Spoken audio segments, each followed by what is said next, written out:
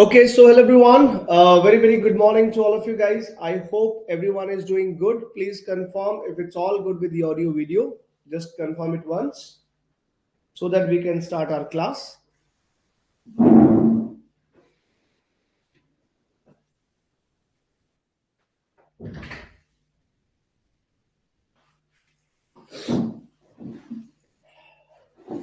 Yes, guys, waiting for the response if it's all good with the audio video so that we can start our class.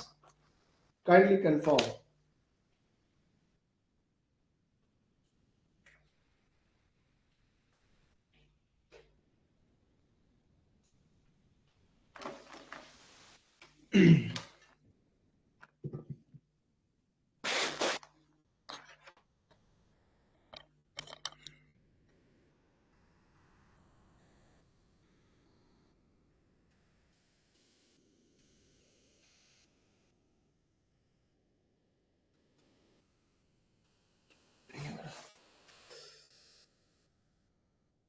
All good. ठीक है. Good morning, Nancy. Good morning. चलिए, so let's get started. शुरू करें हमारी आज की class. So this is your ancient history class number 9 and today we are going to start with a new chapter, right? So कल हम लोगों ने Harappan civilization, the bronze age of India के बारे में डिस्कस किया and I really hope आप लोगों को अच्छे से समझ में आया होगा. So today we are going to discuss the another important chapter which is about the advent of the Aryans. तो आज का चैप्टर भी बहुत इंपॉर्टेंट होने वाला है. Chapter 6 is about the advent of the Aryans. जो आर्यंस भारत में आए, कहां से आए, कैसे आए, उनके तौर तरीके, उनका कल्चर, उनका रिलीजन, उनकी सोसाइटी, बहुत कुछ उनके बारे में जानने के लिए है. आर्यंस का आना और आर्यंस के आने के बाद शुरू होती है भारत में द वैदिक एज या एज ऑफ ऋग्वेद भी बोल सकते हैं या सिंपली इसको वैदिक एज, अर्ली वैदिक एज भी बोलते हैं. आर्यंस के ही टाइम में फिर एक लेटर वैदिक एज भी आएगी, वो अलग आएगी. ठीक है. तो आज जो चैप्टर हम स्टार्ट करेंगे, chapter 6, it's about the advent of the Aryans. हमें ये पता है कि आउटसाइडर है. ठीक है. इनका ओरिजिन आप ट्रैक करेंगे, ओरिजिन ट्रेस करेंगे. So if you will look at this particular map, you will understand that इनके जो अलग अलग वेव्स है, जिस रूट से ये भारत में आए, भारत में फैले, इनका जो ओरिजिन है वो बिल्कुल ब्लैक सी के पास आपको मिलेगा. तो समवेयर आपको ये समझना है कि सेंट्रल एशिया के आसपास से होते हुए यहाँ पे कॉकसस माउंटेन्स हैं. तो देखिए सर, इंटरेस्टिंग पॉइंट ये है कि आज भी ज्योग्राफी में कैस्पियन और ब्लैक सी, ठीक है, और कैस्पियन के ऊपर यहाँ पे आ जाता है आपका यूरल माउंटेन्स.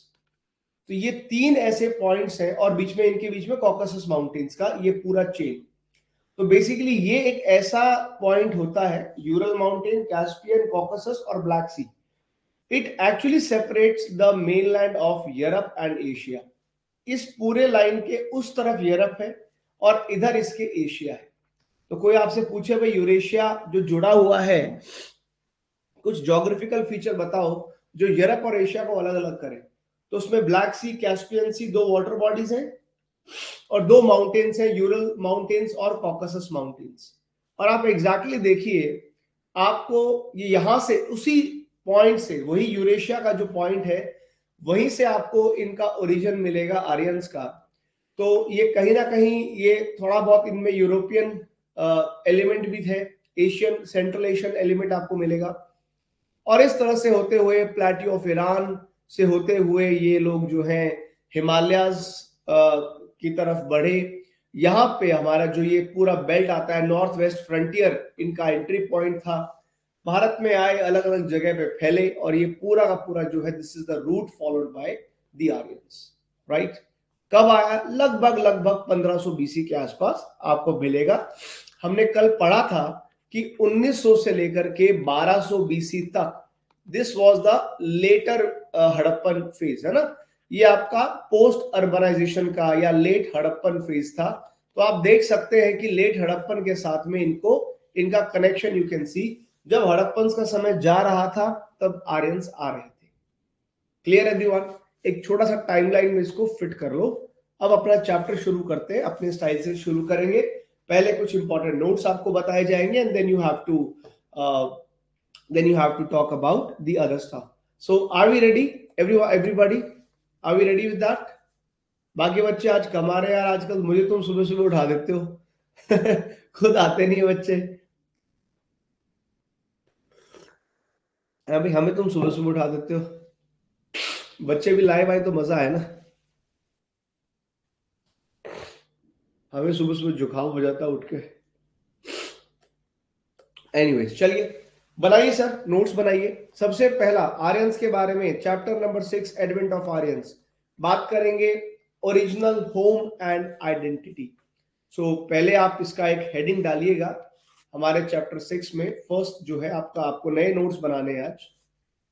तो the chapter number 6 is all about the advent of Aryans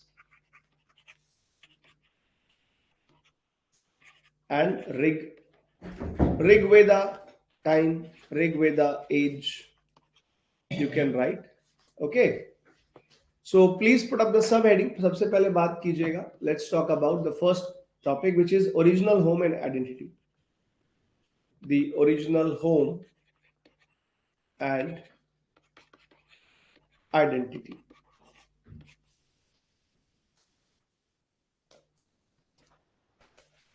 देखिए, आर्यंस, बहुत लोगों को लगता है कि अच्छा सर, मतलब Aryans they were from the same race, शायद एक ही रेस के लोग थे, है ना, तो इसलिए उनको आर्यंस कहा गया। ऐसा नहीं है। Let me tell you this very interesting point कि all earliest Aryans did not belong to the same race. उनकी अलग अलग रेस थी, हाँ, बट उनका कल्चर वॉज मोर और लेस सेम टाइप, इसलिए कलेक्टिवली उनको आर्यंस बोल देना इज नॉट रॉन्ग। ठीक है ना, ये अपने आप में इंटरेस्टिंग पॉइंट है। सो यहाँ पे आप लिख सकते हैं that all the earliest Aryans, they did not belong to the same race. उन सबका अपना अलग अलग रेस था, अपना अपना उनका हिसाब किताब था सारे आर्यंस का जो आए। But still their culture was more or less the same। Culture उनका ऑलमोस्ट सेम सा ही था, इसीलिए हम उनके बहुत ज्यादा डिफरेंट रेसेस को ट्रैक नहीं करते, हम उनके कल्चर को ज्यादा स्टडी करते हैं। हमारे लिए कल्चर इंपॉर्टेंट है। एक सबसे खास बात और सबसे कॉमन बात ये थी कि जितने भी आर्यंस थे, जो उनकी लैंग्वेज थी, so these people they spoke the Indo European languages. इनकी भाषा कौन सी हुई? इंडो यूरोपियन भाषा, इंडो यूरोपियन लैंग्वेजेस। अच्छा, आज भी हमारी भारत की मोस्टली भारत की जो भाषा है, स्पेशली जो नॉर्थ इंडिया में जितनी भी भाषाएं बोली जाती हैं ना, they all belong to this group of languages. भारत में अलग अलग 4 ग्रुप हैं भाषाओं के, मैं आपको वो भी बता देता हूं। there are 4 different languages, group of languages or family of languages spoken in India. Let me tell you that also. अगर आप language family in India search करोगे ना, there you will get some interesting points.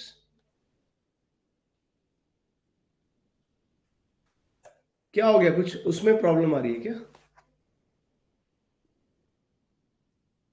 Class तो live है, कुछ बच्चों को join करने में प्रॉब्लम आ रही है। एक बार देखोगे बच्चों, कुछ वो बोल रहे हैं।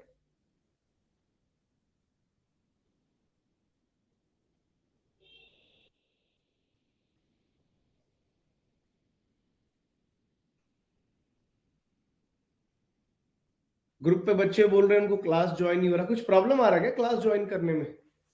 हाँ जी, देखो एक बार।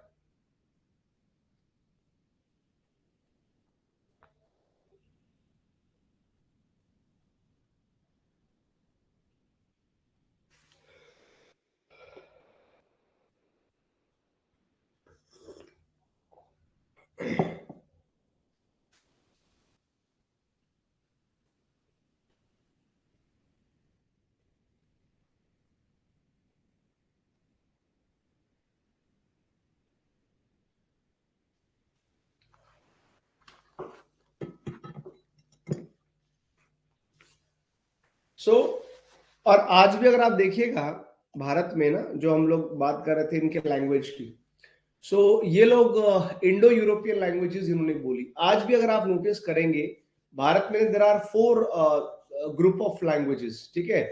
आप ऐसा मान के चलिए कि ये जो भारत का, जैसे अगर हम मैप अगर ड्रॉ करें, सो इंडिया का मैप अगर आप देखिएगा तो देयर यू विल सी कि सर इंडिया के मैप में आज भी जो है 78% के अप्रोक्सीमेटली, ऑलमोस्ट 78% जो भाषा भारत में बोली जाती है, लगभग लगभग आप समझ लो कि ये इस पूरे पार्ट में जो भाषा हम बोलते हैं, सारी ये वाली जो लैंग्वेजेस है इंडिया की, they all belong to Indo European. इसमें सब कुछ आ गया, आपकी क्या कश्मीरी, क्या कश्मीरी, लद्दाखी, पंजाबी, हिंदी, ठीक है, Gujarati, Marathi, they all belong to Indo European languages.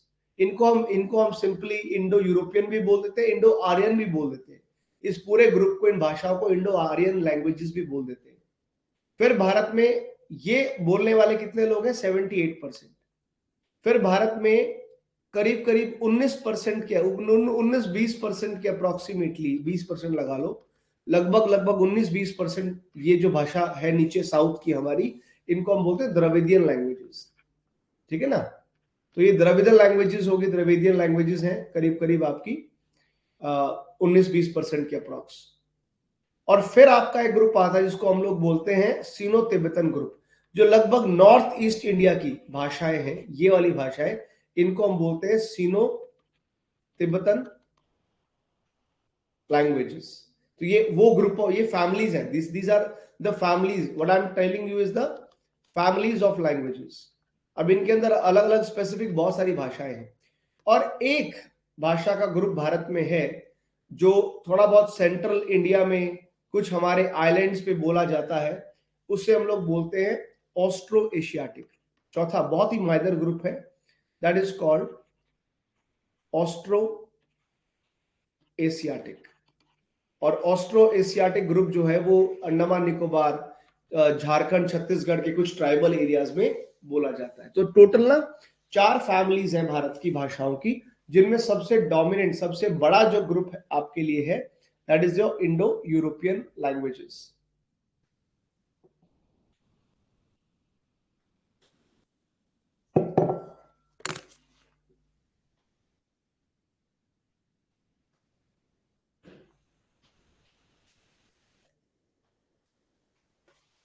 Okay, hi Prashant, क्या प्रॉब्लम होगी बच्चे?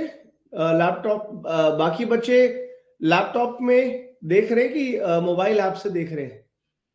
एक बार बताएंगे, दीक्षिता, अंजलि, सिमरन, प्रशांत को कुछ प्रॉब्लम हो रही है लैपटॉप से देखने में?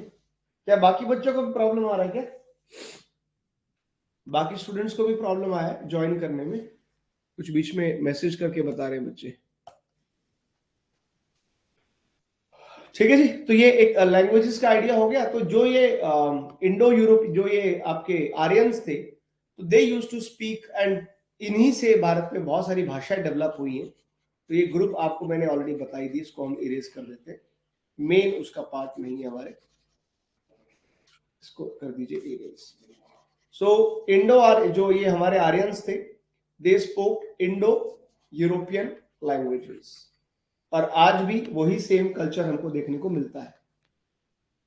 ओरिजिनली ये कहाँ रहते थे और कहां से आए थे, इसका भी जो अभी तक की थ्योरीज बताती हैं, इनके जो आर्यंस थे originally lived somewhere in the steppes.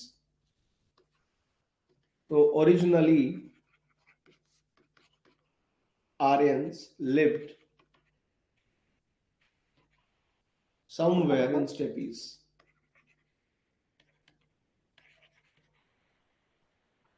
Somewhere in the steppes. Steppes कौन सा इलाका है आपको पता है? They are the grasslands of Russia, ठीक है। तो स्टेपीज जो है आपके, they are the Russian grasslands. Russia और यूक्रेन वाले एरिया में जो ग्रासलैंड्स हैं, उनको हम स्टेपीज बोलते हैं, है ना। बहुत ही फर्टाइल एरियाज है, बहुत ही फर्टाइल एरियाज। तो आर्यंस जो है पहले स्टेपीज में रहा करते थे। तो this is the part of southern Russia. तो ये लोग सदर्न रशिया से मूव किए, सदर्न रशिया से दे केम टू सेंट्रल एशिया, और वहां सेंट्रल एशिया से दे केम टू इंडिया। तो कुछ ऐसा सा इनका रूट रहा है। ठीक है जी। इंटरेस्टिंग बात क्या है कि जो आर्यंस थे, आर्यंस की लाइफ की सबसे खास बात ये थी that they were mainly pastoral people. Their life was pastoral. Life was pastoral का मतलब क्या हो गया? इनकी पेस्टोरल लाइफस्टाइल का मतलब, क्योंकि इनका एग्रीकल्चर मेन ऑक्यूपेशन नहीं था, इनका मेन ऑक्यूपेशन था अपने एनिमल्स को साथ में लेके चलना। आपने देखा होगा पेस्टोरल लाइफस्टाइल क्या होता है, नोमैडिक लाइफस्टाइल, जहां पे आप अपने जानवरों को साथ में लेके चलते हैं। तो इनका जो स्टेपल, जो इनका मेन लाइफस्टाइल था, पेस्टोरल था। तो they were more into livestock rearing. तो ये लोग जो है भाई साहब, ये लाइफ स्टॉक रियरिंग ज्यादा करते थे, जानवरों को साथ में लेकर के चलते थे, एक जगह रुकते नहीं थे, उस टाइप का लाइफस्टाइल था। लाइफ स्टॉक रियरिंग एंड साथ में नोमैडिक लाइफस्टाइल इनका ज्यादा था, इसीलिए ये ट्रैवल ज्यादा करते थे अपने एनिमल्स के साथ में। And agriculture was their secondary occupation. They were not much into agriculture. जैसे हड़प्पन्स में आपने देखा, हड़प्पन्स तो प्रॉपर फार्मर्स थे, वो तो प्रॉपर ही एग्रीकल्चर में डेडिकेटेडली एग्रीकल्चर फॉलो करते थे ना। Aryans were not much into agriculture, they were more into livestock rearing.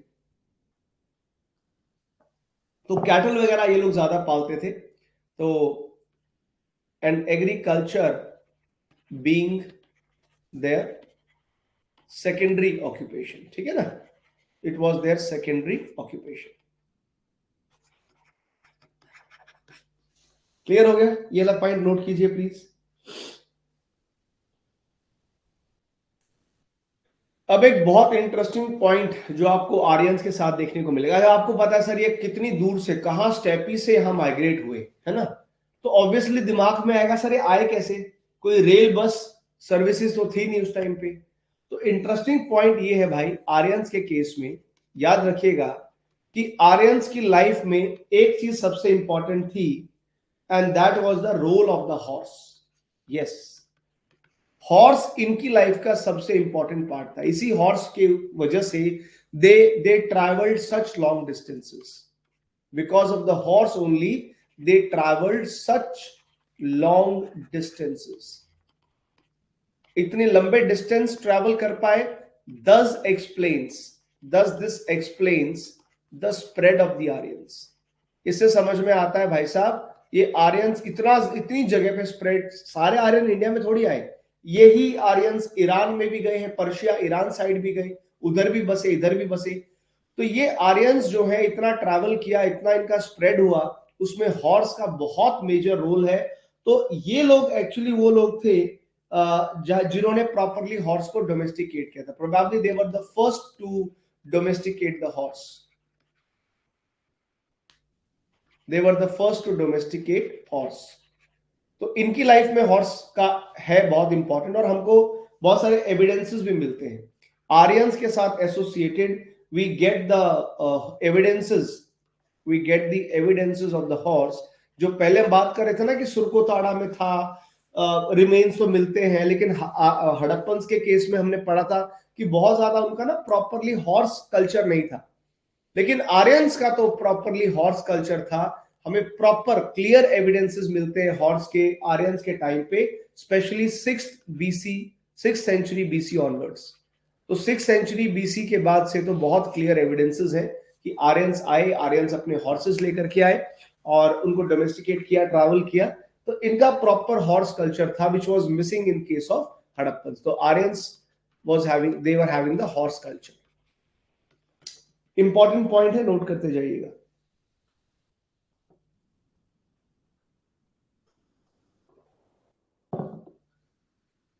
In fact इसके एविडेंस में आप एक इंटरेस्टिंग पॉइंट भी लिख सकते हो, जब हम हॉर्स के एविडेंसेस की बात कर रहे हैं।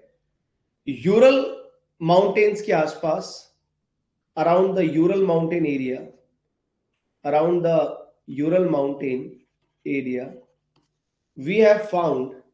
we have found some 60,000 bones of horses. 60,000 bones of horses.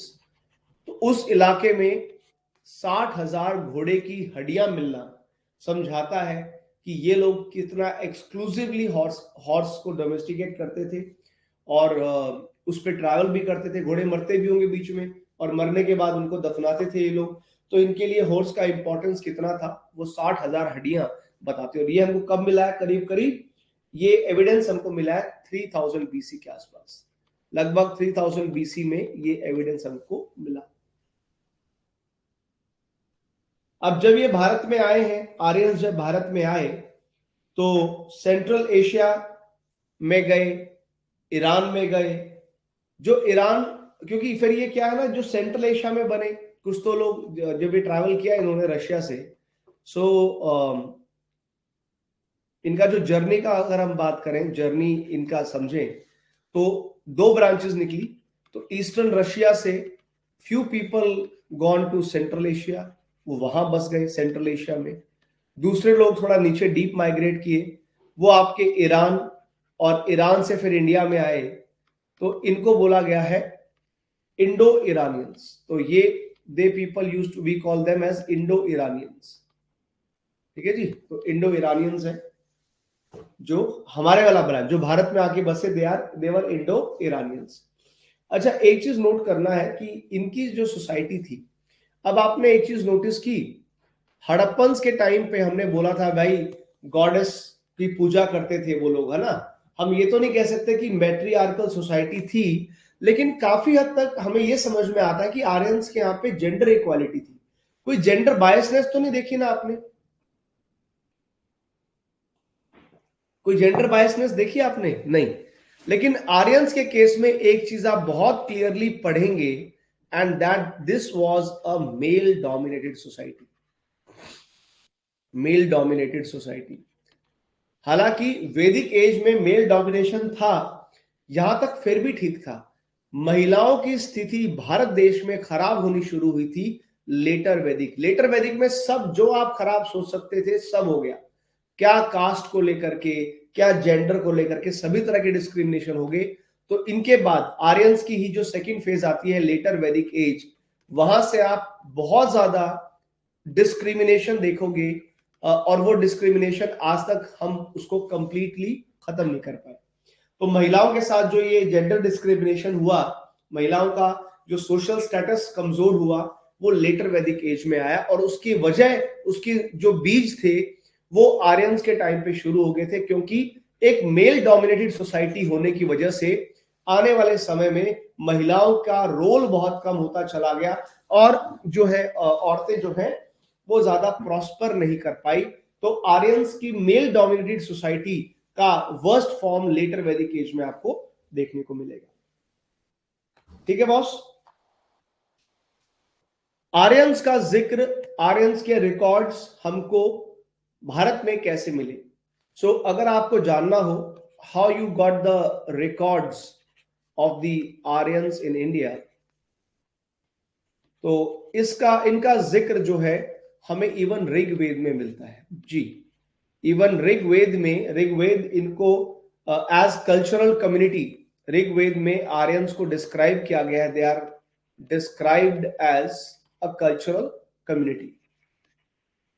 तो कल्चरल कम्युनिटी के रूप से इनको डिफाइन किया गया ऋग्वेद में। तो हाँ, इनके एविडेंसेस हमको मिलते हैं। ठीक है, जैसे हमारे यहाँ पे ऋग्वेद है ना सबसे पुराना, this is our oldest text no. Rigveda Bharat का ओल्डेस्ट टेक्स्ट है। ऐसा ही एक टेक्स्ट ईरान का भी है। तो ईरानियन कल्चर के बारे में, ईरानियन लैंग्वेज में देयर इज अ टेक्स्ट, उनका सबसे ओल्डेस्ट टेक्स्ट है और उसका नाम है Avesta. There oldest text is called Avesta. Avesta, ये याद रखिएगा, इनका सबसे पुराना टेक्स्ट कॉल्ड एवेस्टा। ठीक है, तो ये ईरानियन लैंग्वेज में है। और जब हम इन दोनों टेक्स्ट को स्टडी करते हैं, ठीक है, ऋग्वेद हमारा संस्कृत में हो गया, तो ऋग्वेद हमारा संस्कृत भाषा में लिखा गया, और ये अपना जो है ये ईरानियन भाषा में है। But there are lot of commonalities, you know that.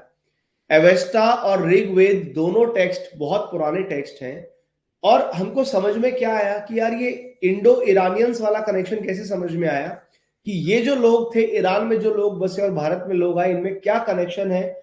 इनमें बहुत सारी कॉमन चीजें, बहुत सारी common. Rigveda, Avesta, they have so much in common. In fact दोनों के अंदर जो कल्चर डिस्क्राइब किए गए वो काफी हद तक सेम थे। यहां तक कि जो जो ये लोग जिन भगवानों की पूजा करते थे ना, इंद्रदेव, अग्निदेव, वो तक कॉमन थे, वो तक सिमिलर आपको देखने को मिलेंगे। तो एवेस्टा के ऊपर अगर कल को एमसीक्यू आए, भाई एवेस्टा क्या था, this is the oldest text of Iranian language, but very much similar, very much common things were found in Rigveda and Avesta. तो इससे एक समझ में आता है दोनों के बीच में जो कल्चर के कनेक्शन, जो कल्चरल कनेक्शन था इंडो ईरानियंस में, वो अपने को समझ में आता है। ठीक है,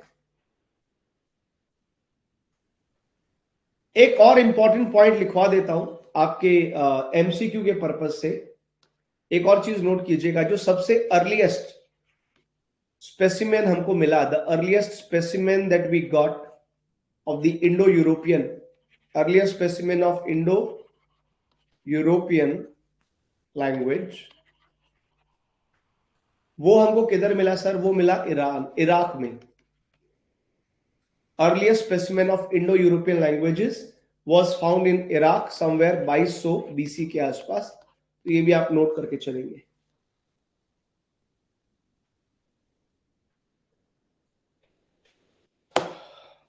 आर्यंस के बारे में, आर्यंस के बारे में, उनकी जर्नी के बारे में,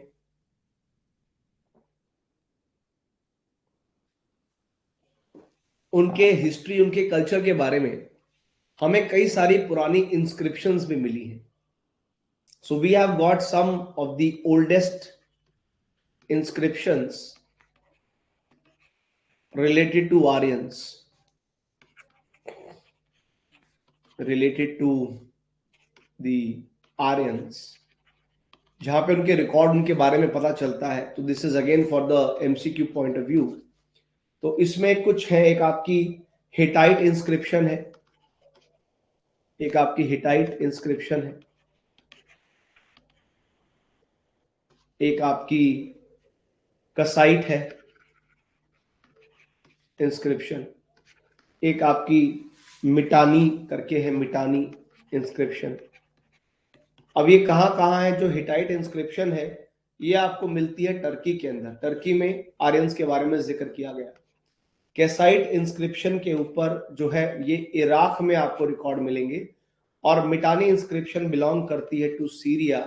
तो सोचिए इन सब जगह पे आर्यंस के बारे में कुछ ना कुछ ओल्ड रिटन रिकॉर्ड्स मिलेंगे, कुछ ना कुछ आपको स्टोन के ऊपर लिखे हुए रिकॉर्ड्स मिलेंगे। स्टोन के रिकॉर्ड्स को तो बोलते हैं inscriptions. art of stone writing, on art of stone writing is the inscription, right?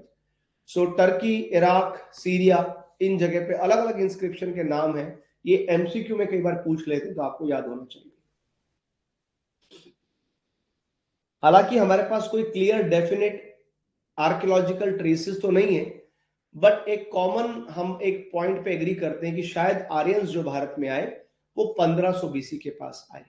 ठीक है, एक लास्ट पॉइंट लिखिएगा, इसे स्टार मार्क डाल के लिख सकते हैं, इंपॉर्टेंट पॉइंट है। though there is no clear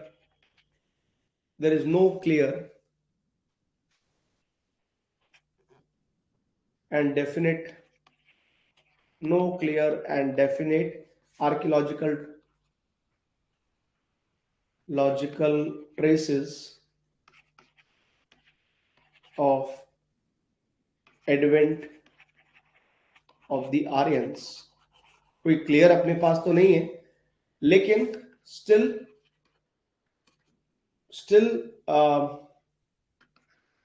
it's very much accepted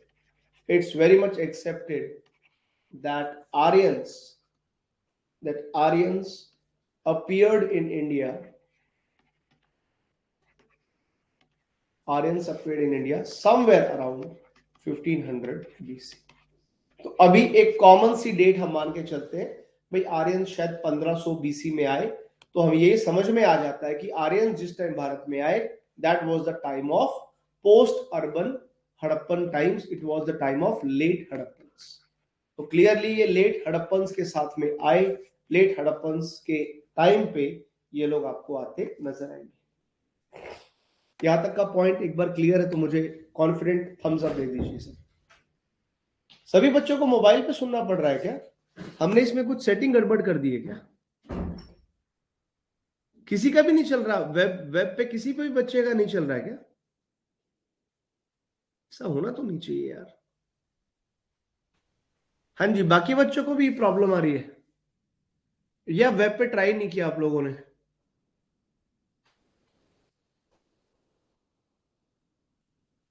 बताना भाई, वेब पे ट्राई नहीं किया है क्या?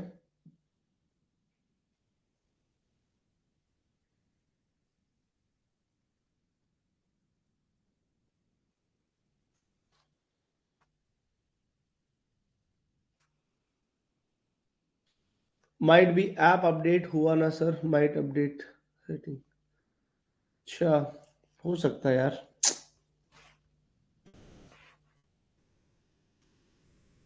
तो किसी का भी नहीं चला? किसी का भी नहीं चल रहा उस पे लैपटॉप पे? ये तो ठीक बात नहीं है यार। अच्छा,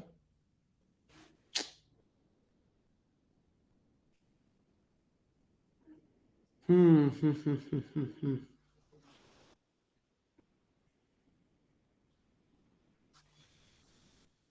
वेब पर ट्राई नहीं किया माइट। अच्छा चलो, ओके ओके, चलो कोई बात नहीं, कंटिन्यू करते हैं। यहां तक का क्लियर हो गया बेटा? जितना अभी तक समझाया, एक आइडिया लगा आर्यंस के बारे में? थोड़ा बहुत कुछ समझ में आया आर्यंस के बारे में?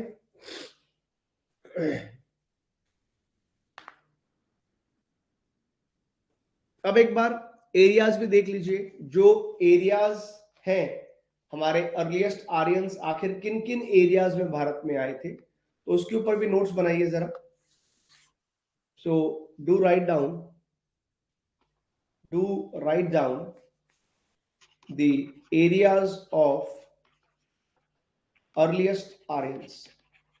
तो सबसे पहले अर्लीस्ट आर्यंस किधर आए, ये एरिया आपको देखना पड़ेगा, और ये एमसीक्यू में इस टाइप से पूछ लेते हैं भाई कौन कौन से एरियाज में आपको मिलते हैं आर्यंस के रिकॉर्ड्स, वो आपको देखने पड़ेंगे। ठीक है जी।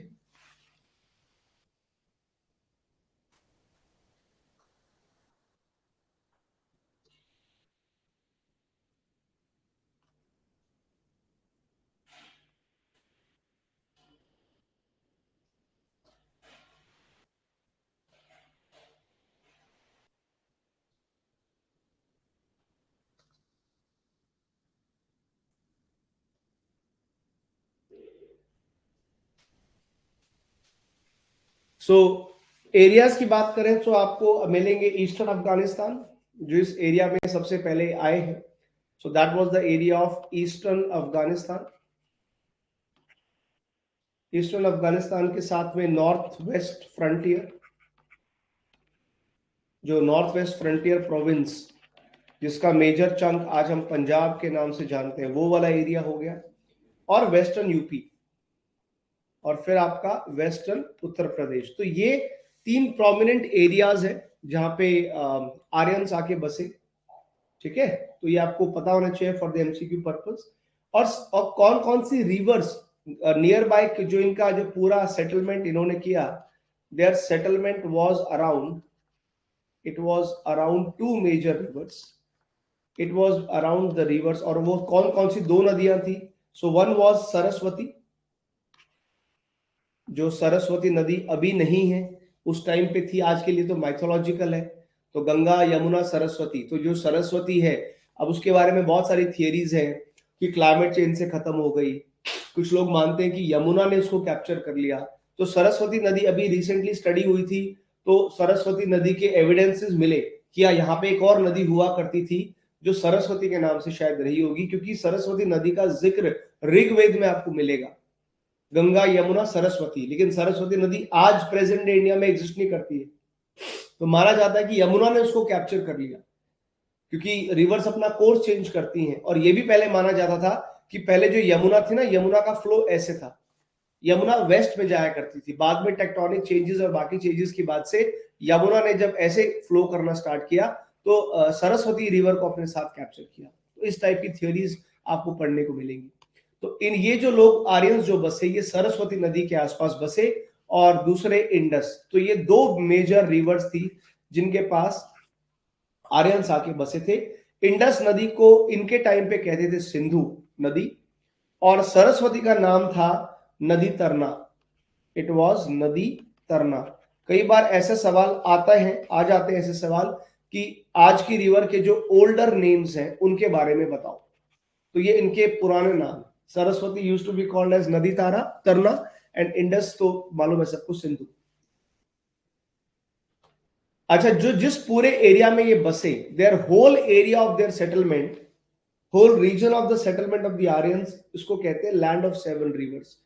जिस पूरे एरिया में जो इनका था, the whole reason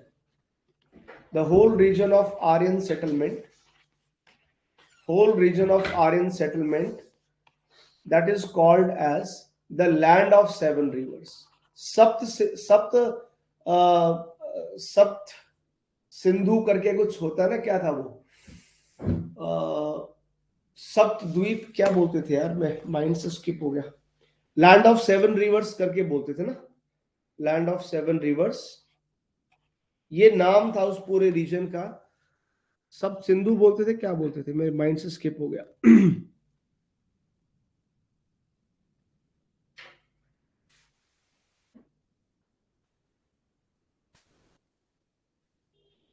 the land of seven reverse,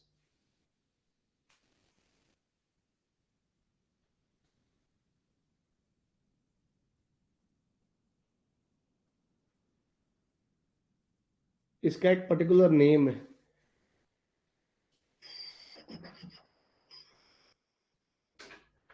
और वो कौन सी है वो भी आपको मैं बता देता हूं। हाँ, सप्त सिंधु, ठीक बोल रहा था मैं। तो जो पूरा आर्यंस जिस पूरे इलाके में आके बसे ना, उसको लैंड ऑफ सेवन रिवर के नाम से वो मशहूर हुआ, जिसका नाम इतिहास में दर्ज है एज सप्त Sindhu. Sapta Sindhu, land of seven reverse. और उसमें कौन कौन सी रिवर की अगर हम बात करें, मेजर अगर आप रिवर देखिएगा तो उसमें आपको कई सारी मेजर रिवर्स देखने को मिलेंगी। And those major rivers includes Indus. India, इस पूरे एरिया में you have Indus, Tapi, Narmada, you have Brahmaputra, Krishna, Godavari, Mahanadi. तो ये 7 नदियां की वजह से भी भारत को सप्त सिंधु कहा गया। तो आपको ये याद रखना है कि आर्यन की जो सेटलमेंट एरिया है दैट वाज नोन एज सप्त सिंधु और the land of seven reverse. अच्छा, एक बहुत बड़ा कॉमन क्वेश्चन आता है कि सर क्या सारे आर्यंस एक साथ आ गए? नहीं। आर्यंस के माइग्रेशन की ना वेव्स हैं।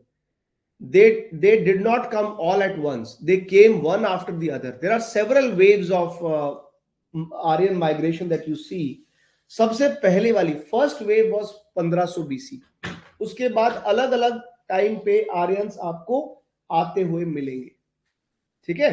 तो they did not come all at once, so they came in several waves. We have the evidences of the several waves of Aryan migrations. But the first being in 1500 BC, उसके बाद तो आते रहे थे। अच्छा, अब एक बात सोचने वाली है, जिस टाइम पे ये आए भारत में, उस टाइम पे भारत में ऐसा तो है नहीं कि खाली एरिया था, कोई रहता नहीं था, ऑब्वियसली। अब ये लोग भारत से बाहर से आए हैं, ठीक है, और जो लोग ऑलरेडी भारत में रहते थे उनके साथ इनका कॉन्फ्लिक्ट हुआ होगा, बड़ा लाजमी सा है, क्योंकि ये तो आउटसाइडर थे उस टाइम पे। तो ये आउटसाइडर लोग भर भर के जब भारत में आ रहे थे तो ऑब्वियसली यहाँ के जो रहने वाले लोग थे, जो इंडिजीनियस लोग थे, इनके साथ इनका कॉन्फ्लिक्ट होना लाजमी था, हुआ भी। जब आर्यंस भारत में आए तो इनके जो हमारे जो भारत में उस टाइम पे जो इंडिजीनियस लोग थे, इनके साथ कॉन्फ्लिक्ट हुआ। और इन इंडिजीनियस लोगों को भी दो ग्रुप्स में बांटा गया। they were the original inhabitants of India। और ये इंडिजिनियस लोग का नाम था दास और दास्यूस। दास और दास्यूस, दो ग्रुप्स में इनको डिवाइड किया गया था, दास एंड दास्यूस। दास और दास्यूस को माना जाता है they were the original inhabitant, ये ओरिजिनल इनहैबिटेंट थे भारत के। इनके साथ कॉन्फ्लिक्ट हुआ आर्यंस का, आर्यंस ने इन दोनों को पीछे छोड़ दिया।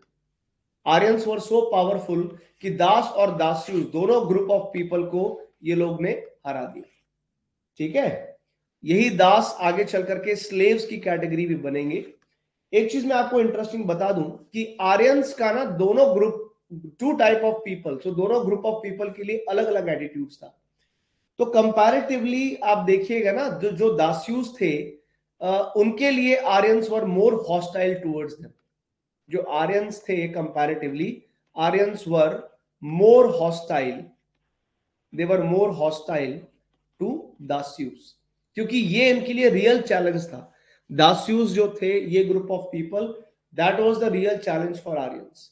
दास को उन्होंने स्लेव्स बना के जल्दी कंट्रोल किया था, तो ओवरऑल दास के लिए Aryans were having soft attitude comparatively, they were bit softer towards Dasa, but Dasyus के लिए तो they were very hostile, बड़ा हार्शली इनके साथ में कॉन्फ्लिक्ट हुआ। दास्यूस ने रेजिस्ट भी बहुत किया और अल्टीमेटली दास्यूस हार गए और आर्यंस ने टेक ओवर कर दिया। ठीक है जी। एमसीक्यू के पर्पस के लिए दास्यूस के बारे में एक पॉइंट याद रखना है, they were those people who were into phallus worship. Dasyus जो थे ये फेलस वर्शिप करने वाले लोग थे। और दूसरी खास चीज, दे did not keep cattle for dairy products, they did not keep the cattle for dairy products. तो इनके पास ना तो कैटल थी और ये फेलस वर्शिप करते थे। तो ये दो पॉइंट एमसीक्यू के लिए आप याद रख सकते हैं।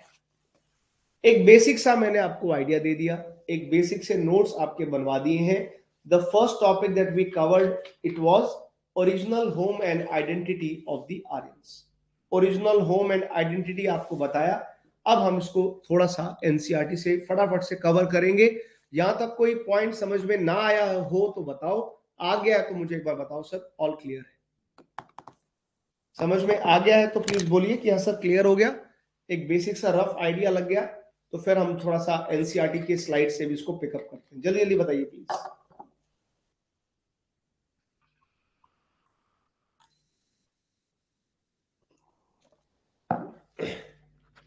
कम ऑन, अभी आधा घंटा और है हमारे पास, आधा घंटा और है। क्लियर?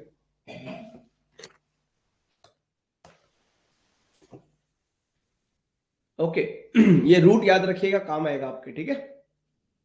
सो एनसीईआरटी में जो ओरिजिनल होम आइडेंटिटी की बात करती है, तो वी ऑलरेडी हैव अंडरस्टूड, कुछ कुछ पॉइंट हमने ऑलरेडी पिकअप कर लिए हैं कि आर्यंस की भाषा इंडो यूरोपियन लैंग्वेज थी, हमने समझ लिया। आज भी अगर देखें इसी तरह की भाषाएं यूरोप में, ईरान में और भारत के सब कॉन्टिनेंट में आज भी जो भाषाएं बोली जाती है, मैंने कहा ना इंडिया में तो 78% जो भाषाएं हैं वो इंडो यूरोपियन भाषाएं बोली जाती हैं। तो क्लियरली वो कल्चरल लैंग्वेज कॉन्टिन्यूटी आपको आज भी देखने को मिलेगी। माना जाता है कि ओरिजिनली जो आर्यंस हैं ये एल्प्स के आसपास रहे होंगे, यूरेशिया में रहे होंगे, and certain name of animals, goat, dog, horse, name of plants, pine, maple are very similar to one another in all Indo European languages. तो क्योंकि ये सारे, अब बोला ना कि ठीक है इनकी रेस अलग अलग थी मगर इनका कल्चर ऑलमोस्ट सेम था। और मैक्सिमम जितनी भी इंडो यूरोपियन लैंग्वेजेस हैं आज भी बहुत सारी भाषाओं में कितने सारे वर्ड्स हैं जो कॉमन है। आप इसी को देख लीजिए, हमारी भारत की संस्कृत और अंग्रेजी भाषा, हमारी जो है कितने सारे, हमारा जो भ्रातर है they become that become brother, मातर बिकम मदर। तो ऐसे कितने सारी चीजें हैं जो हमारे संस्कृत में और इंग्लिश में भी कॉमन है। तो इंडो यूरोपियन, क्योंकि ये सारी की सारी languages they all belong to Aryans, and Aryans despite having different races almost similar culture, इसलिए इंडो यूरोपियन लैंग्वेजेस में आपको इतनी सिमिलैरिटी ऑफ वर्ड्स भी देखने को मिलता है। ये जो कॉमन वर्ड्स इंडिकेट करते हैं कि fauna, flora, Eurasia, they show Aryans were acquainted with rivers and forest, Curiously enough, common words for mountain also exist only in few Aryan languages, although Aryan crossed many hills. The earliest life, जो Aryans की earliest life थी, it was mainly pastoral, जो हमने आपको बताया कि ये लोग ज्यादातर पेस्टोरल लोग थे, एग्रीकल्चर इनका सेकेंडरी ऑक्यूपेशन था. आर्यंस ने कभी भी they did not led a settled life, क्योंकि पेस्टोरल है ना, जो पेस्टोरल लोग हैं दे आर ऑलवेज नोमैडिक, ये एक जगह पे कभी सेटल नहीं होते, दे ऑलवेज कीप मूविंग, अलग अलग जगह पे अपने कैटल के साथ जाते रहते हैं. एंड इसका ये समझ में आता है, इसका एक with the result that they could not leave behind any solid material remains. हालांकि आर्यंस यूज सेवरल एनिमल्स, लेकिन मैंने आपको समझाया कि हॉर्स जो थे, घोड़े जो थे, वो सबसे सिग्निफिकेंट थे इनके लिए. It's swiftness enabled them and allowed people to make successful inroads in West Asia. पूरे जो इनका स्प्रेड हुआ, it was because of the horses. On their way to India, Aryans first appeared in Iran, जहां से Indo Aryans lived for long time. हम Aryans के बारे में जानते हैं हमारे ऋग्वेद से. ऋग्वेद में इनको कल्चरल कम्युनिटी की तरह रिप्रेजेंट किया गया है. और साथ ही साथ में अगर आप देखिएगा, जो ऋग्वेद की अगर हम बात करें, ऋग्वेद में, ऋग्वेद क्या है वो सब आपको मालूम है, हमारा भारत का सबसे पुराना वेद है. Collection of prayers offer to Agni, Indra, Mitra, Varuna and other gods by various families of the poets. Interestingly हमारे इस ऋग्वेद में टोटल 10 जो मंडल्स हैं, इट्स लाइक 10 ग्रुप, 10 बुक्स. तो एक पूरा Rigveda is a collection of 10 books. It's a collection of 10 books. Books को मंडल कहते हैं, ठीक है. Books are called the mandals. 10 का कलेक्शन है, जिसमें से बुक स्पेसिफिकली जो अलग अलग है आपको मिलेंगी और आर्यंस के बारे में. अब ये हमारा ऋग्वेद के अंदर जो कॉमनैलिटीज है, हमने बोला आपको एवेस्टा नाम की किताब है जो ओल्डेस्ट ईरानियन टेक्स्ट है, उसमें बहुत सारी चीज कॉमन मिलेंगी. दोनों ही टेक्स्ट में, हमारे ऋग्वेद में और उनके एवेस्टा में कई सारे सेम नेम्स है, बहुत सारे गॉड्स के नेम भी सेम है. ये जो इंद्र, मित्र, वरुण है, उनके यहाँ पे भी ये नाम थे. तो भगवानों के नाम सेम, सोशल क्लासेस के नाम सेम.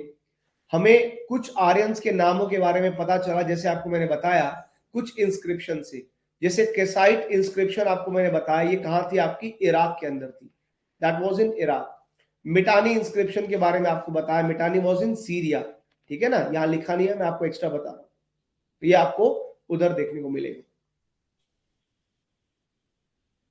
ठीक है. और यहां से एक ब्रांच से समझ में आता है कि एक ब्रांच वेस्ट की तरफ चली गई, ठीक है, ईरान और इराक वाले एरिया में बसने के लिए, और दूसरी ब्रांच भारत की तरफ आ गई थी, दैट वी नो. तो लगभग 1500 बीसी के आसपास आर्यंस भारत में अपीयर होते हैं, आपको बताया. हालांकि कोई क्लियर डेफिनेट आर्कियोलॉजिकल ट्रेसेस नहीं है, बट अभी इस बात पे एग्री किया जाता है. माना जाता है कि आर्यंस ने सॉकेटेड एक्सेस का इस्तेमाल किया, ब्रॉन्ज डर्क्स का इस्तेमाल किया, स्वॉर्ड्स का इस्तेमाल इन्होंने किया, क्योंकि नॉर्थ वेस्ट इंडिया में इस तरह के बहुत सारे वेपन्स, बहुत सारे ऐसे वेपन्स एंड टूल्स हमको मिलते हैं जो नॉर्मली उस एरिया में नहीं होते थे. तो समझ में आता है कि इस तरह के ये जो नए वेपन्स, नए टूल्स हमको नॉर्थ वेस्ट इंडिया में मिले, ये इशारा करते हैं कि कोई तो some new people came to India, and who were those new people? They were Aryans. Earliest Aryans जिस geographical area में आके बसे, हमने आपको वो भी बताया, ईस्टर्न अफगानिस्तान, पंजाब, फिर वेस्टर्न यूपी के एरियाज. जिन रिवर्स के आसपास आप देखोगे, कुछ रिवर्स थी, अफगानिस्तान की भी रिवर्स हैं, इसमें रिवर कुबा, जो रिवर इंडस है, रिवर कुबा है, और उसके 5 ब्रांचेस. रिवर इंडस के 5 ब्रांचेस कौन से? झेलम, चेनाब, रावी, ब्यास, सतलुज. तो इसके जो 5 ब्रांचेस, उनके आसपास आपको आर्यंस मिलेंगे. तो आप इसमें ऐड कर लेना, जो रिवर्स का मैंने आपको लिखा है, प्लीज अपने नोट्स में ऐड कर लो. रिवर खुबा भी ऐड कर लो. River Kubha is from Afghanistan.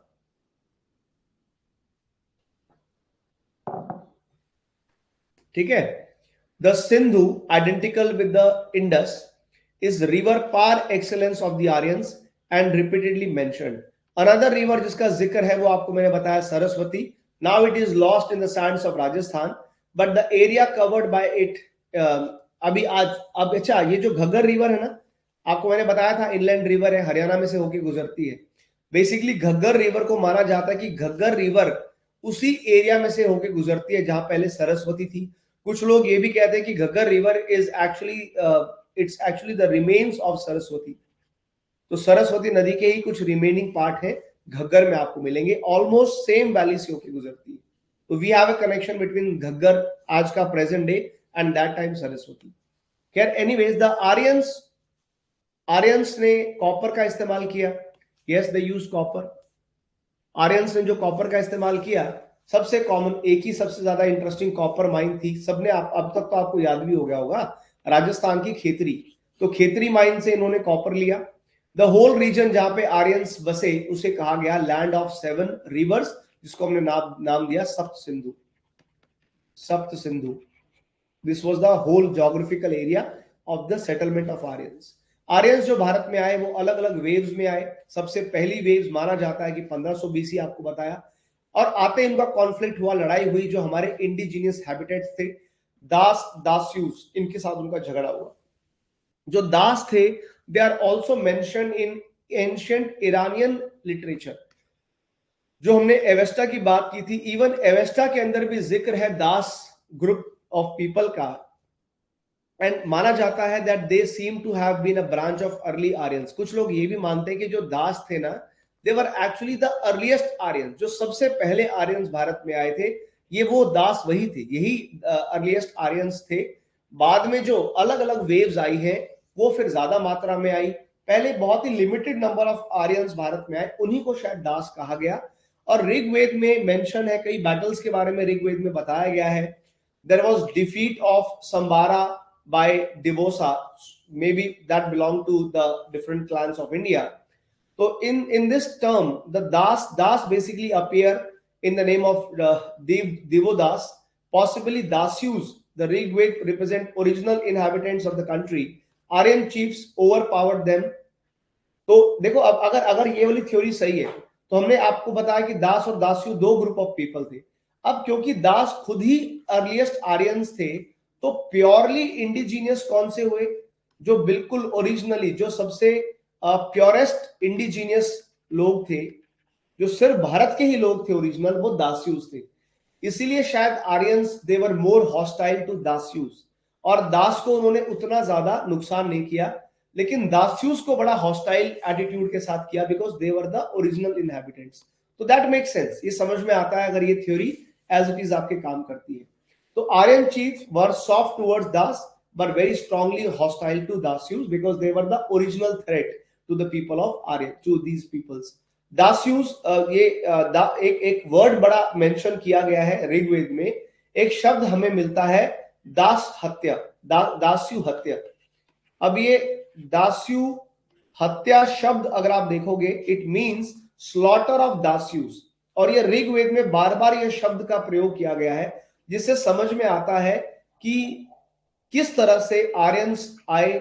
और आर्यंस जो है उनके लिए ये शब्द है, आर्यंस को दास्यु हत्या कहा गया क्योंकि आर्यंस ने इन दास्युस को मारा। तो आर्यंस वर कॉल्ड दास्यु हत्यारे, हत्या इन्होंने की है, मारे हैं। ठीक है। और दास्युस के बारे में, अच्छा, अब ये भी बात कनेक्शन समझ में आती है कि अगर आप ये कह रहे हो सर कि ये जो दास्युस हैं ये ओरिजिनल इनहैबिटेंट्स थे, तो प्रोबेबली ये हड़प्पन्स हुए, प्रोबेबली आपके लेटर हड़प्पन वाले लोग थे। और आपने ऑलरेडी देखा, और आप ये भी कनेक्शन समझ में आता है कि जो हड़प्पा के लोग थे वो फैलस वर्शिप करते थे, याद है? ओरिजिनली जो स्टार्ट किया था फैलस वर्शिप भी तो हड़प्पन्स ने शुरू किया था। एंड हड़प्पन्स क्योंकि वो मेजरली देवर एग्रीकल्चरिस्ट, वो एग्रीकल्चर ज्यादा करते थे, इसीलिए उनके पास ज्यादा कैटल थी नहीं, है ना? तो ये कनेक्शन समझ में आता है कि दास्यूज जो थे देवर ओरिजिनल, देवर हड़प्पन पीपल। और इसी थ्योरी से, इसी ऋग्वेद के मेंशन से फिर वो थ्योरी भी निकलती है कि आर्यंस ने आकर के हड़प्पन्स को मारा, और हड़प्पन्स थे जिनको दास्यूज कहा गया, और इनको मारा, इनकी हत्या करी और इस एरिया में बसे। तो यहां से उस थ्योरी का ओरिजिन होता है कि decline of Harappans due to Aryans. ठीक है जी। अब जितना समझाया, देखो 10 मिनट लगे नहीं, हमने फटाफट से रिकैप कर लिया, 2-4 नई इंफॉर्मेशन भी ऐड कर दी। ये बता दो, हिस्ट्री में मजा आ रहा है कि नहीं आ रहा है? हिस्ट्री की क्लास में मजा आ रहा है कि नहीं आ रहा है, ये बता दो बस। क्लियर हो रही है चीजें?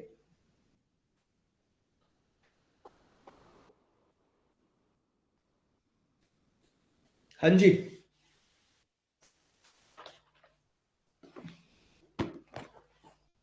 Any doubt so far?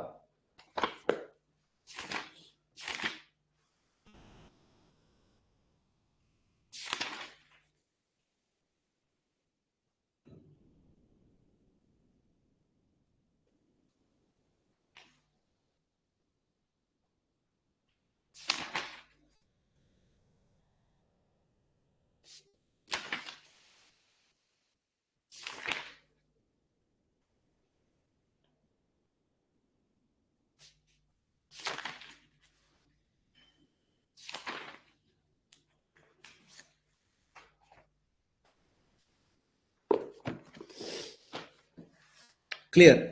Okay, now please write down the next context. अब आपने यहां तक पढ़ लिया है, तो आगे अपने को समझना है द ट्राइबल कॉन्फ्लिक्ट। थोड़ा सा आर्यंस के आने के बाद किस तरह की ट्राइबल कॉन्फ्लिक्ट शुरू होती है हमारे यहाँ पे, उसके बारे में जरा समझने की कोशिश करते हैं। प्लीज नेक्स्ट टॉपिक का हेडिंग डालिए, द ट्राइबल कॉन्फ्लिक्ट्स।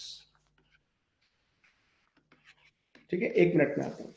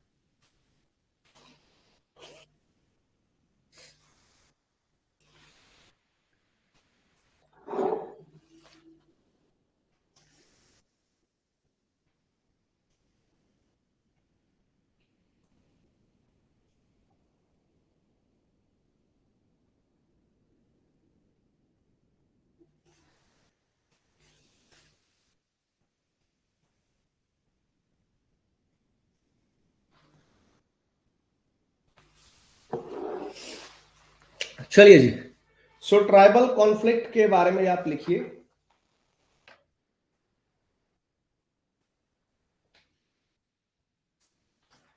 देखो, जब आर्यंस आए, आर्यंस का कॉन्फ्लिक्ट देखने को मिलता है, that the Aryans, tribal conflicts of the Aryans. So ये जो आर्यंस थे, they actually fought with the pre Aryans, ये आके प्री आर्यन से भी लड़े, and then also among themselves, among themselves. तो इनके कॉन्फ्लिक्ट बहुत हुए। तो ये प्री आर्यन लोगों से भी लड़े और अपने अपने अंदर विद इन आर्यंस की भी बहुत सारी लड़ाई आपको देखने को मिलती है. Aryans divided into 5 tribes called Panch Yajna. Aryans जो थे, the Aryans divided into 5 tribes और इन 5 ट्राइब्स का एक नाम दिया गया था पंच जन करके, और दी पंच जन. ठीक है, तो अलग अलग 5 ट्राइब्स में डिवाइड किया इन्होंने अपने आप को. एंड ये जो ट्राइब्स थे ये इकट्ठे होकर लड़ते थे.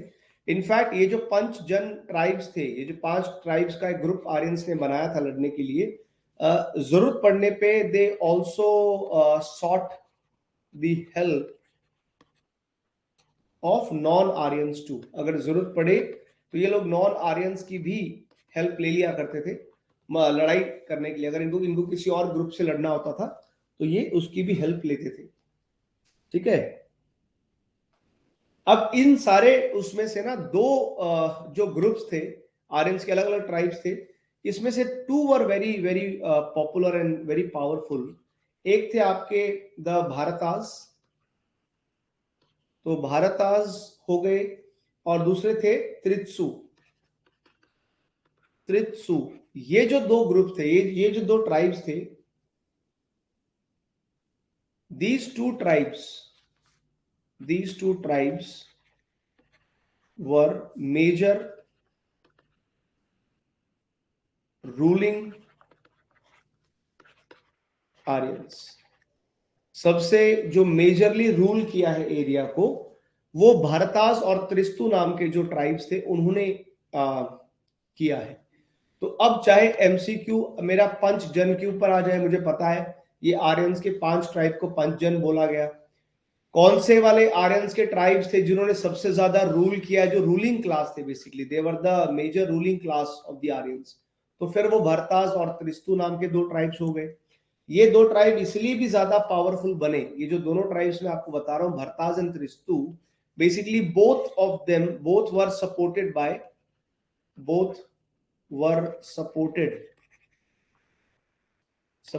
बाय पृष्ठ वशिष्ठ. एंशियंट इंडिया में सबसे जो पुराने और सबसे पावरफुल पृष्ठ माने गए हैं वो है वशिष्ठ. वशिष्ठ और विश्वामित्र का आपस का झगड़ा याद है ना, तो वशिष्ठ जो थे उन्होंने सपोर्ट किया, और उनकी सपोर्ट की वजह से ये भरतास और त्रिस्तु सबसे पावरफुल रूलिंग क्लास ट्राइब्स बने, because of the support bye पृष्ठ वशिष्ठ. ठीक है जी. और इसी के नाम पे आप देखिए इंटरेस्टिंग बात, ये जो भारतास का ट्राइब है, इसी के नाम पे भारत का नाम भारत पड़ा है. ये जो भारतास हैं, इसी की वजह से name of our country became Bharatvarsha. Bharatvarsha जो नाम आया भारत को, वो इसी आर्यन ट्राइब के नाम पे पड़ा है, भारतवर्ष. ठीक है,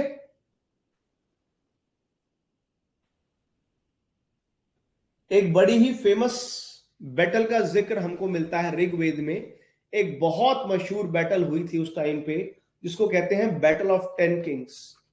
there was a very very famous battle of 10 kings उस टाइम पे जो हुई.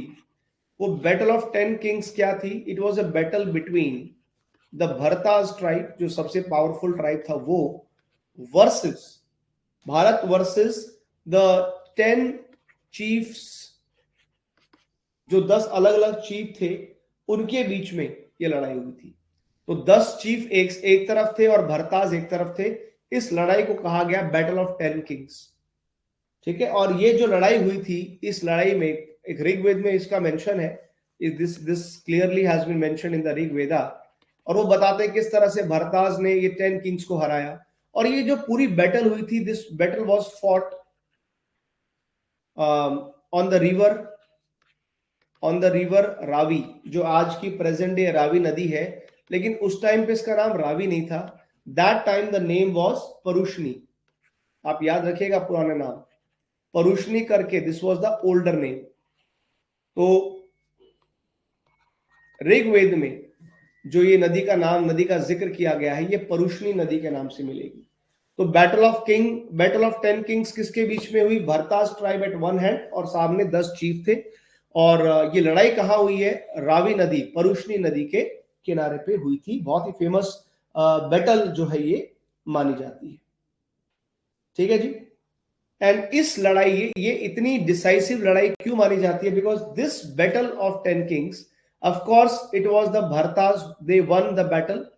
एंड वहां से ना it actually this battle established this battle established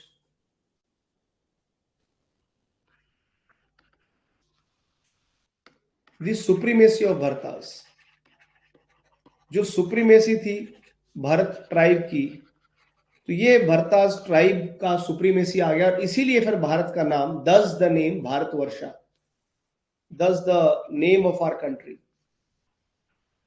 दस the name of our country became Bharatvarsh. समझ में आ रहा है ये भारतवर्ष किधर से आया? ये आर्यंस के एक सुप्रीम रूलिंग क्लास से हमारा नाम आया है, भारतवर्ष। ठीक है जी, याद रखिएगा आप इस चीज को।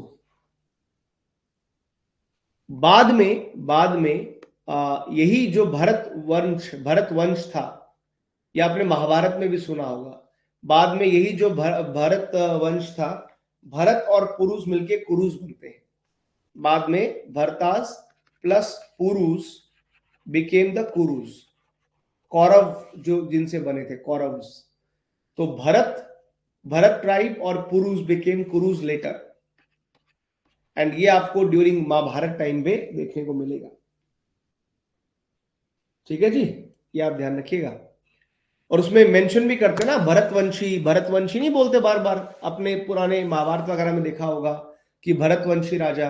तो भरत, जो राजा भरत आपने देखा होगा, राजा भरत, इनके जो रूलर का नाम था राजा Bharat.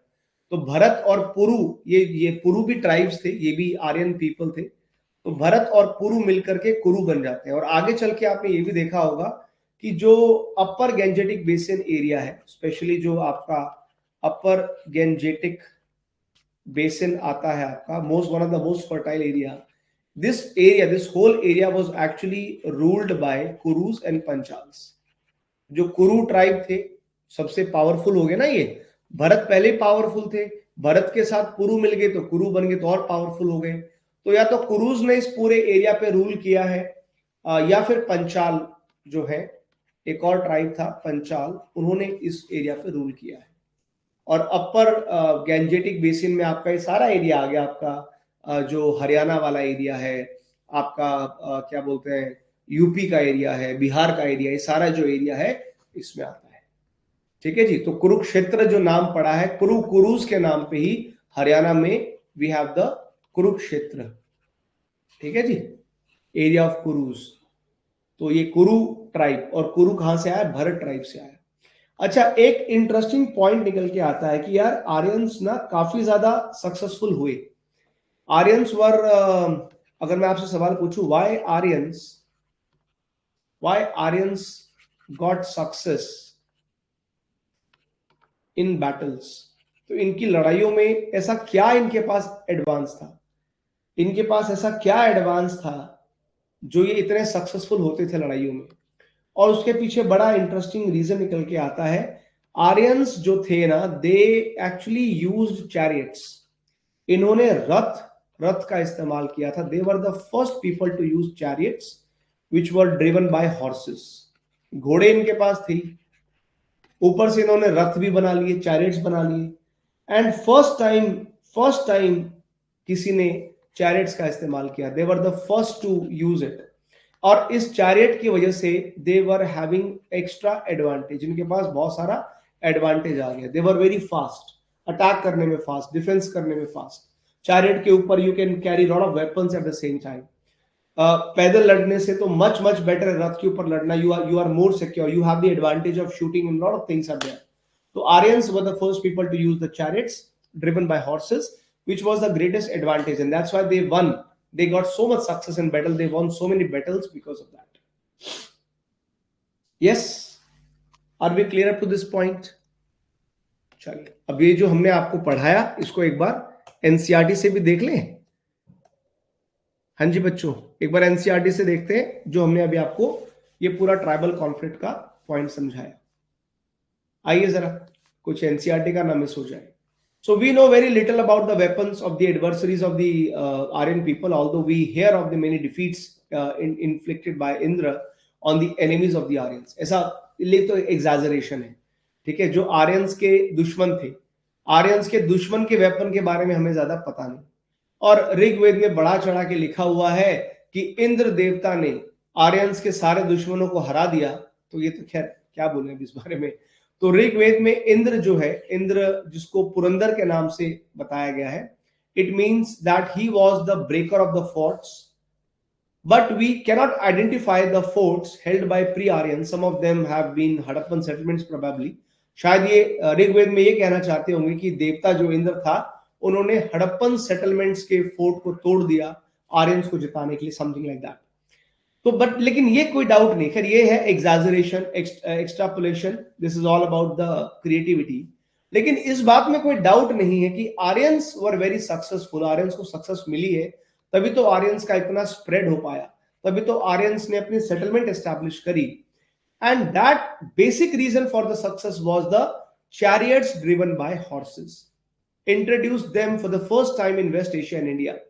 Aryan soldiers probably equipped also with the coats of mail like Varman and better arms. लेकिन ये भी है कि एक तो इनके पास एडवांटेज था चैरियट्स का, दूसरे जो आर्यंस वेपन यूज कर रहे थे ना, they were comparatively more advance weapon. इनके हथियार थोड़े से ज्यादा एडवांस थे, और इवन इनकी जो शील्ड थी, जो इनके आर्मर्स थे, they were also better. So probably जो ये पहनते थे, इनकी जो ड्रेसेस थी, कोट वगैरह, ये that was also much better. तो technically they are advance in terms of equipments and in terms of weapons and all, and that's why they got the success. Aryans engaged in two type of the conflict. Aryans की दो तरह की लड़ाइयां हुई, जैसे मैंने आपको समझाया। पहले इनकी लड़ाई थी प्री आर्यंस के साथ में, जो इन्होंने लड़ी। प्री आर्यंस मोस्टली कौन से थे आपके, जो दास्यूस थे और दास थे, तो इनके साथ इनकी लड़ाइयां हुई, दास और दास्यूस के साथ में। फिर इनकी लड़ाइयां अपने आप अपने अंदर हुई, क्योंकि सुप्रीमेसी की लड़ाई थी। अब बाकियों को तो हरा दिया, पर अपने आप अपना भी झगड़ा सॉल्व करना है, क्योंकि रूल तो सबको करना था। ये जो इंट्रा ट्राइबल कॉन्फ्लिक्ट था विद इन द आर्यन, जो लड़ाई हुई, that rock the Aryan communities for the long time. इससे पूरे आर्यन कम्युनिटी काफी नुकसान हुआ। 5 ट्राइब्स डिवाइड हुए, जिसको हमने पंच जन के नाम से जाना। Aryan fought among themselves, sometimes enlisted the support of non Aryans also. कभी कभी ये जो पंच जन लोग थे, ये नॉन आर्यंस की भी सपोर्ट ले लेते थे अपने दुश्मन को हराने के लिए। इसमें आपको मैंने 2 ट्राइब्स का जिक्र किया, द भरतास, जो भरत ट्राइब था, एंड त्रित्सु, ये रूलिंग आर्यन क्लास थे, supported by the priest Vashishtha. ये याद रखने वाली बात है। जो हमारे देश का नाम है भारत वंश, ये शायद इसी भरत क्लैन से आया है, मैंने आपको समझाया। और ये भारतवर्ष जो है, जो शब्द है हमारे देश के लिए, जो भारतवर्ष शब्द है, ये ऋग्वेद में सबसे पहले हमें देखने को मिलता है। ये जो भारत रूलिंग क्लैन है, it was opposed by a host of 10 kings, जिनमें से 5 आर्यन थे, 5 नॉन आर्यन थे। ये जो आपको 10 राजा मैंने बताया ना, बैटल ऑफ 10 किंग्स, तो जो 10 राजा लड़े भरत क्लैन से, उनमें 5 आर्यन, 5 नॉन आर्यन थे। तो ये आर्यन नॉन आर्यन मिलकर के भरत के साथ क्लैश कर रहे थे, ठीक है।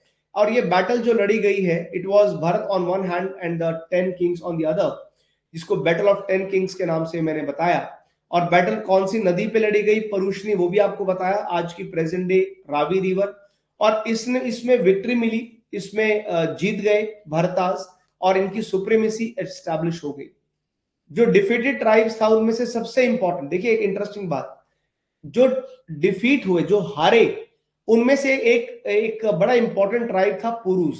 उनके साथ दोस्ती कर ली भरत ने, भरत ट्राइब के लोगों ने इनको हराया था। ये बैटल ऑफ 10 किंग में पुरुष वर अगेंस्ट द भरतास, लेकिन भरत ट्राइब ने पुरुष के साथ हाथ मिलाया और इनको मिला करके एक नया ट्राइब अपना बना लिया, जिसको हमने नाम दिया कुरुज। तो कुरुज वॉज भरत प्लस पुरुष। और कुरुज ने आगे चल करके पंचाल के साथ मिल करके दे together establish there rule in upper Gangetic basin, where they placed a very important part in the later Vedic times। और ये एरिया फिर कुरुज और पंचाल्स ने डोमिनेट किया है। अब मुझे बता दीजिए, are we comfortable up to this point? क्या यहां तक का सारा पॉइंट आपको समझ में आ गया है बच्चों? अगर आ गया है तो आगे नहीं बढ़ते और आज के लेक्चर को यहीं पे स्टॉप करते हैं। कल इस चैप्टर 6 को करेंगे कंटिन्यू। अब आप लोगों की क्लास होनी है और आप लोगों की क्लास जो है इट इज समवेयर अराउंड, अभी आज आपकी 3 बजे क्लास है इकोनॉमी की, आप नोट कर लीजिएगा। अब आपकी जो नेक्स्ट क्लास होगी दैट इज एट 3 PM और 3 बजे we are going to have class on Indian economy. तो 3 बजे की क्लास इंडियन इकोनॉमी के लिए तैयार रहिएगा। 10:30 बजे के अप्रोक्सीमेटली 10:30 बजे के आसपास आपका करंट अफेयर्स का क्लास है। जो सुबह 6 बजे वाला क्लास था, अभी न्यूज़पेपर एनालिसिस जो है वो हम करेंगे सुबह 10:30 बजे यूट्यूब के ऊपर। ठीक है, 10:30 बजे यूट्यूब क्लास है और 3 बजे आपकी इंडियन इकोनॉमी की क्लास है। Thank you so much. God bless you. See you guys tomorrow with another important class. तब तक take care. जय हिंद, जय भारत.